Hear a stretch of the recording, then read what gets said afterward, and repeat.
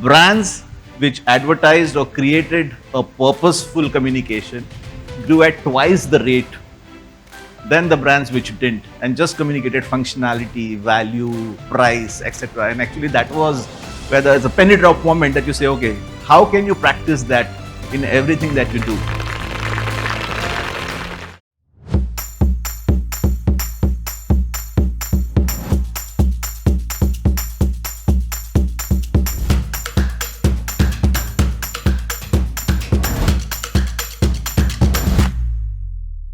I think it's great to be back amongst people. I think it's happening after March of 2020 that we are meeting face to face again. So really happy to be here. My topic at some level, which is purpose-driven marketing, might sound very boring or very fashionable. And it's a balance. It's certainly not boring, but these days it is made out to be a fashion statement to have a purpose, personal purpose, business purpose, brand purpose. But I think my journey on purpose actually started with Unilever. And there are three companies of whose examples I'm going to use because they allowed me to experiment, play around with their brands, whether it is Unilever, whether it is the RP Sanjeev Goenka group, and also alcohol. I mean, what the hell does purpose has to do with alcohol? But I'll show you something which actually was very inspiring. You don't see that kind of work anymore, and you wish that maybe I did something like that, and that keeps you alive and really excited about the opportunities that you have through advertising and through marketing to influence consumer behavior and in some ways connect to their hearts. You know, one thing about purpose is it something you have lots of money and you put the media 4 OTS, 5 OTS per month and actually get the rewards, or actually you play that one spot and it hits you here and you win the heart, and I think magic happens. So I think some of that actually I've learned over many years, made a lot of mistakes. But as I was saying, Unilever is when the purpose came alive and very true to my life. Doing well by doing good was one of the mantras that Unilever came up with, and we were struggling. How the hell do you do both? And that was provocation. But when you actually started to realize and you started to practice it, and maybe 3 years, 4 years down that journey, suddenly a data pieces started to come together. Brands which advertised or created a purposeful communication grew at twice the rate than the brands which didn't and just communicated functionality, value, price, etc. And actually that was where there's a penny drop moment that you say, okay, how can you practice that in everything that you do? So next step forward, Unilever says to us that, by the way, it's not just brand purpose. Everybody needs to have a purpose. And if you have one, I think what I've realized in my life is, doesn't matter what the ups and downs are, as long as you're purpose focused, life becomes quite merry and you're not really bothered by the day-to-day urgencies, ups and downs. Just focus on the larger picture, the end goal as to what is it that you want to add, communicate, and actually achieve it. So I think these are some of the data pieces and which makes you feel that whenever you're doing a brand design or brand strategy or brand communication, if you can articulate a purpose for your brand, which actually has a role in consumers' life space. Not a comparative advertising, not something that you do better, faster, smoother, but some purpose which you can craft and appeals to the consumer's heart. I think we have seen dramatic performances that brand deliver. So I think the best part and proof of the pudding is actually to see how purpose comes alive. And I'm going to share just three experiences from my life. And thanks to all these companies, a couple of dozen categories, maybe more than 2 dozen brands in 50 different markets, and you start to understand the nuances, cultural. So culturally, you have to be sensitively alert, understand the context, and actually then play. So otherwise, it can land very badly.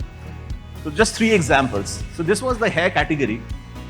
And I was based in Bangkok, Thailand for 5 years. Beautiful people around you, beauty category.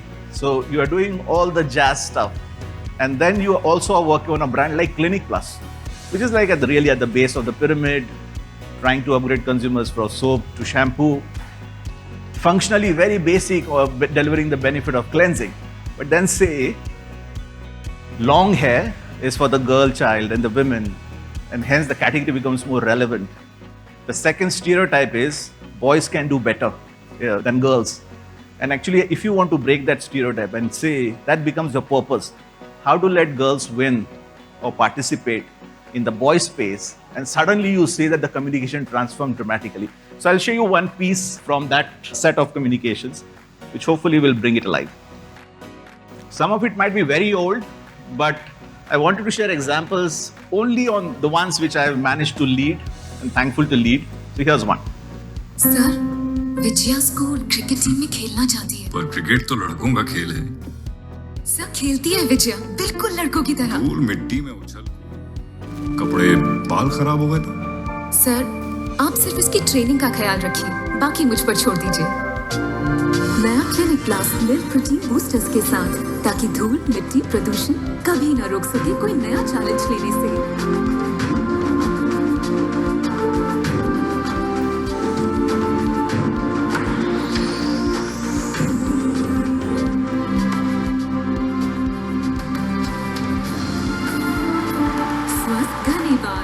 जीत की पहचान clinic plus.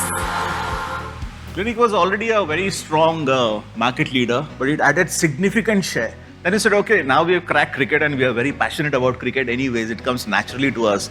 So now you are doing a regional role. How do you really deploy it in Indonesia, where it's again a very large brand? By the way, I don't know whether all of Lifebuoy is also a shampoo. And it's a very large brand in Indonesia. So we said, okay, now we need to adapt this to Indonesia, but keep the purpose alive. Context changes. The sport which is more popular over there is football and not cricket. So how do you really integrate football, which is culturally relevant, and the pop culture, and still achieve it? And here you go. Pardon the language, but the... Tapi itu kan buat anak laki-laki. Tapi kemampuannya sama bagusnya dengan anak laki-laki. Kalau ada kotoran, debu. Kalau bajunya, rambutnya rusak gimana? Bapak latih saja dia. Sisanya urusan saya. Lifebuoy shampoo dengan milk protein booster agar kotoran, debu dan polusi tidak mampu menghalangimu menghadapi tantangan baru.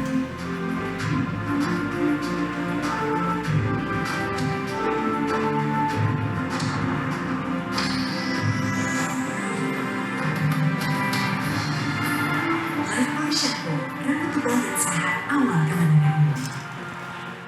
Any mom would want her daughter to win, right, in a very competitive situation. Lifebuoy shampoo in Indonesia went on to become the market leader on the back of this communication. I think this makes, you should drop this copy and some data because it just adds credibility to my speech, but actually it did very well.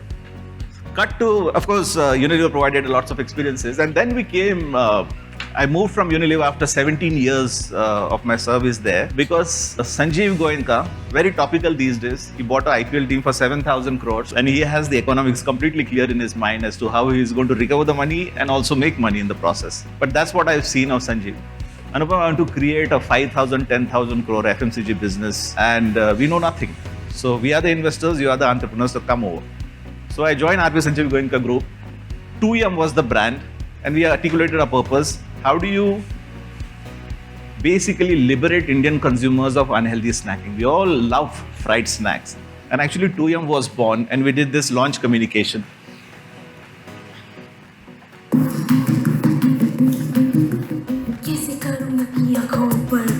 True that. He's eating like tomato, who knows? You think he's binging this hard though? Must be, but he looks too young. He looks too young, too young. ऐसी body के लिए हम खाए खास boost but look at this guy he's always going twos Too young. He looks too young. He looks too young. everybody calm down morning afternoon ho evening ho या night every time you see him he's having a bite क्योंकि 2Yum सिर्फ tasty नहीं है, it's filled with goodness. It's not fried, it's baked. Eat anytime, anywhere, as much. 2Yum, eat lot, fikr not. It's not about you have to articulate your purpose in the communication. Purpose has to be very clearly defined in the backdrop. We are doing 1 crore, it's a startup brand, startup FMCG company. We used to do 1 crore per month sale. After this ad and a bit of a participation in IPL, we jumped to 23 crores a month sale. 2Yum is the fastest to 200 crore brand ever in this country. The previous brand I was told, which reached 200 crores and took 5.5 years to reach it, we did it in 11 months by the way, was ITC's Sunfeast biscuits. So that's the comparison with all the might of distribution, etc. So I think there is magic if you articulate it well and you then activate it. Last example, and I can't really not share, coming from ABD and alcohol, which is the category I'm working on, very exciting category, fun category. But there is a purpose which actually can land. And I'll show you an ad which made Officer's Choice the largest selling whiskey in the world. Mind my words. On the COVID situation of last year, we thought this was a purposeful communication to support all the health staff, the police, etc., who were there out in the field, risking their lives, protecting us and actually trying to bring some discipline. So this was an ad which was done before. We actually repurposed it to land on the COVID context. So here it goes.